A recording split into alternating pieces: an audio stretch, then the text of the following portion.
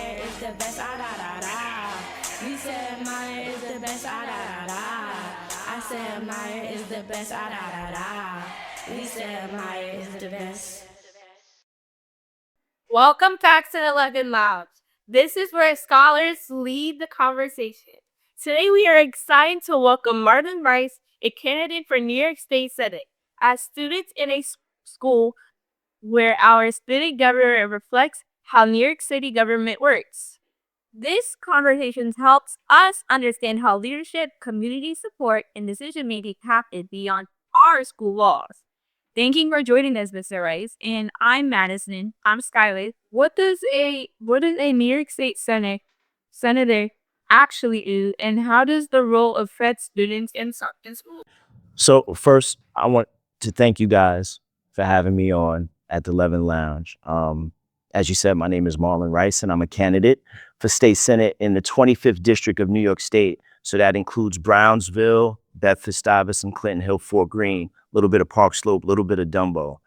Let me explain the role of a state senator. Basically, in New York State legislature, there are two houses of legislature. There's the Assembly House and there's the Senate House. They call the Assembly House the lower house and the Senate House the upper house. In the Senate House, there are 63 members. Each member is in charge of they're in charge of representing a large group of people. The role of a state senator, the main role is to write and attempt to pass ideas, write them into bills, pass them into law.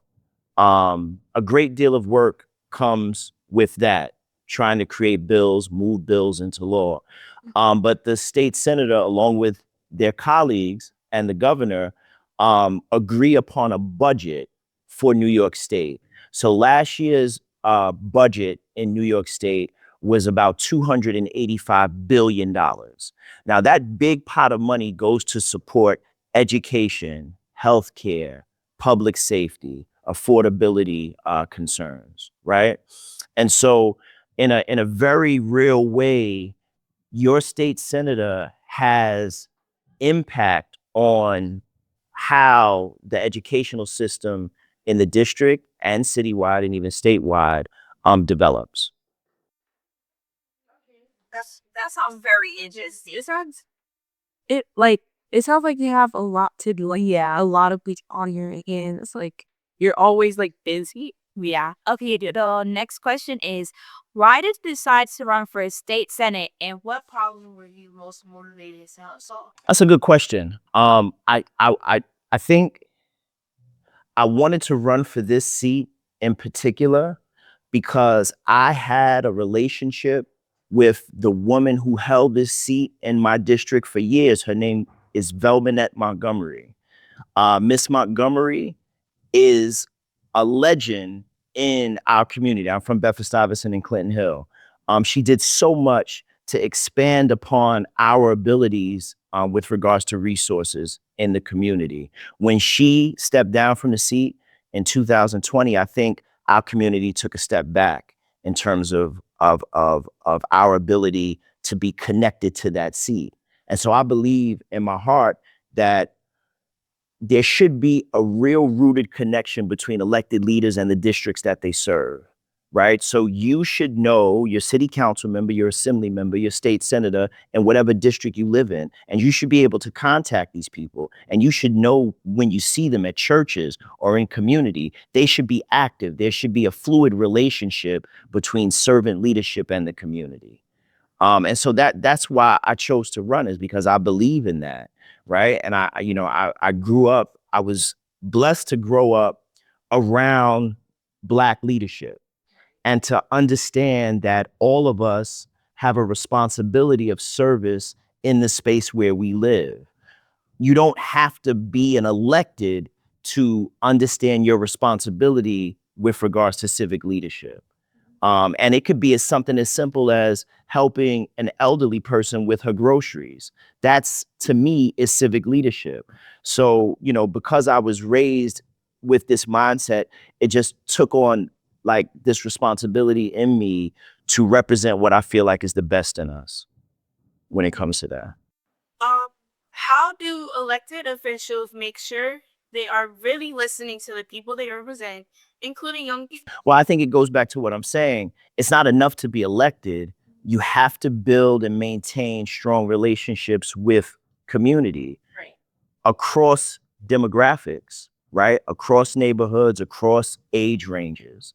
And I think the elected leaders that do that the best are the ones that find themselves consistently rooted in community, not transactionally, not just coming around when they need something, be it a vote or what have you, but really building and maintaining strong and consistent relationships with community across the board.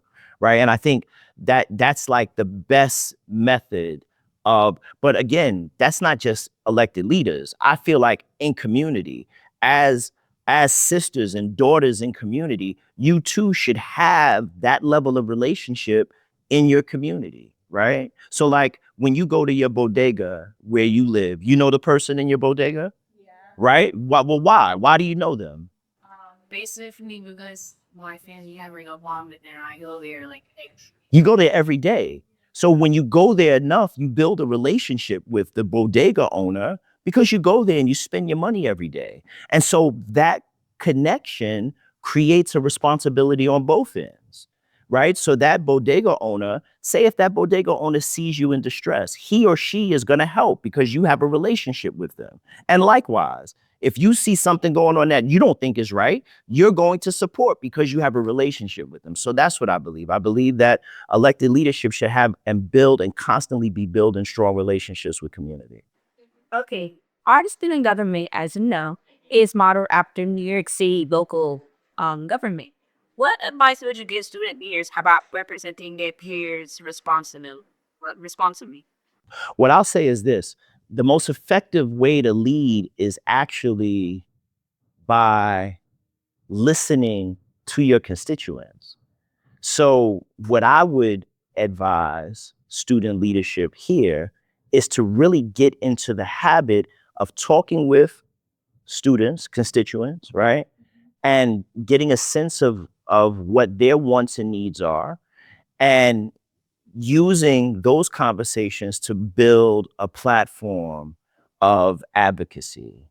Um, and not everything that every constituent tells you is going to be something that makes sense to push forward into policy, right? But everything that they tell you gives you a sense of everything that's going on. And so an effective student leader is going to build this discernment where they're going to listen to people and they're going to take notes on what people are saying they want, and then they're going to make sense out of those notes and push that into advocacy and policy. Okay. What skills from student leadership translate into real government work? Hmm. I think this is going to be like a off the cuff answer, but I think work ethic and attitude. I believe that if you have a good work ethic and a good attitude, you can succeed in any field. I think that a good work ethic and a good attitude actually trumps talent, because talent without the ability to work is a lacking of discipline and you won't succeed. Talent without a good attitude can become obnoxious and again be a failure. But if you have a good sound work ethic, you love getting up every day and doing the thing that you do, right? You enjoy learning and the experiences, because failure is an experience, right? So you enjoy the experiences and you continue to move with consistency, and you have a good attitude, which is to always be positive, to always push positivity, right? Because whatever you develop inside will multiply for you outside. So if you are positive inside, you will create an environment of positivity outside. If you're negative inside, you will create a environment of negativity outside. So I think work ethic and attitude to me are the two strongest things that any student leader can learn by doing this work and translating it into what comes next. We heard that you launched your own I did. I launched my campaign September 13th. Yes. People saw you everywhere. However, no one knew what you actually did. What roles or positions have you held? How you did they experience the run for all? Now that's like a loaded question. You're saying people that see me everywhere and didn't know what I did for a living, right? But that's right. So Yeah, so I'm 50 years old. For over half of my life, I've worked in leadership roles in nonprofits or community development organizations. My specialty has always been in event programming and production. And so that work is a behind the scenes type of work, right?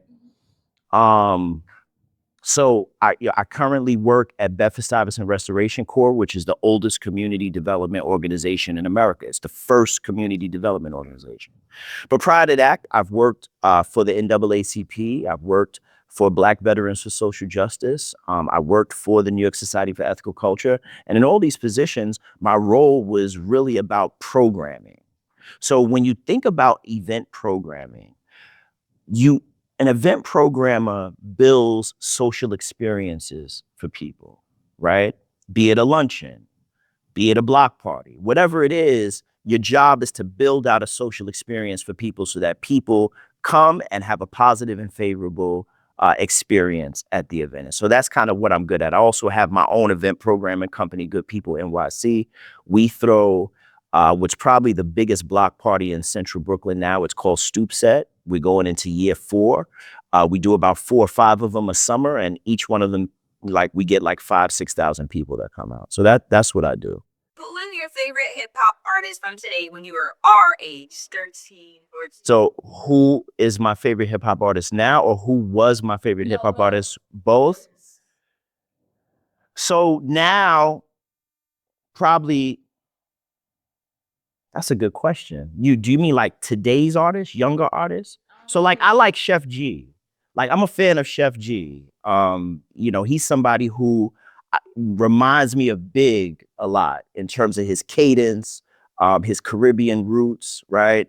So I like Chef. Chef is probably one of the newer artists that I like. But as growing up, I was a big fan of Q-Tip. I was a big fan of Ice Cube, a big fan of Pop. And then as I got older, Big and Jay, they're kind of like my contemporaries. But like growing up, when I was your age, I was definitely De La Soul. I was definitely Q-Tip. I was definitely Ice Cube, that sort of thing. So what's your favorite or most expensive sneakers? Most expensive sneakers. So I'm not a fashion guy. Like I'm the type of person that if I like something, I always buy it. So I'm a Jordan 1 guy, right? And so I have like dozens of pairs of Jordan 1s, lows, mids, highs. I think the most expensive Jordan 1s I have is probably the patent leather breads. And I think I paid like maybe $350 for those. That's probably the most expensive. But I'm not a $600 sneaker guy. Like that just doesn't move me. But like Jordan 1s, because I grew up on Dunks and on Jordan 1s and Jordan 6s and 3s. Those are my favorite sneakers, and I'll buy those all the time. Okay. What's one misperception that young people have about politics that you would like to clear up? Like, is it boring? Is it fun? Now, I think probably the biggest misconception young people may have is that they don't have access or authority in the political space. Every person has access and authority to be in the political space. And again, it's not just about elected leadership. There's so many forms and branches of the political space. So like Block and Tenant Association, that's a form of political space. The community board is a form of political space. If you work for a nonprofit or community-based organization that gets city, state, or federal funding, that's part of the political space. So I think one of the biggest misconceptions is that young people think that the political space is something detached from their everyday life. Schools are political spaces. This school gets city, state, and federal funding. And if any of those should change, you would feel that impact in the school. So I think that's probably the biggest misconception is that, young people and old people alike, it ain't just a young people thing. I think people think that the political space or arenas is somehow detached from them when truthfully you live in it every day. Okay, so our last question that we're going to ask you is, what's one thing that students should always remember about civic leadership after today's conversation? I think going back to this idea that it doesn't start with elected leadership. Civic engagement should be the responsibility of everybody. So you should always look to become civically engaged. And that looks like being supportive of things that you want to see in your community. It looks like uh, reading and educating yourself on the things that are happening in your community. I think that that's the biggest piece, is that civic engagement and leadership does not come with a title. You can be a civic leader and you can engage your community civically right where you are right now with the tools that you have right now. And I think that that's probably the biggest takeaway, I believe. It was very nice. Likewise. Thank you. You guys are great at this. You guys are real good at this. Thank you. Okay, so like we said earlier, this is our visitor guest Marlon Rice. I'm post Madison and I'm post Skyler. Can I ask you guys something? Can I sign this? I see everybody sign. I want to put my name up. This is the Right on.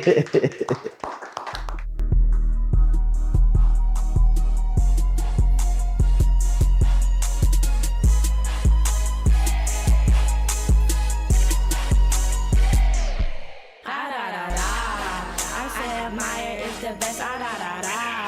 We said Maya is the best. I said Maya is the best. We said Maya is the best.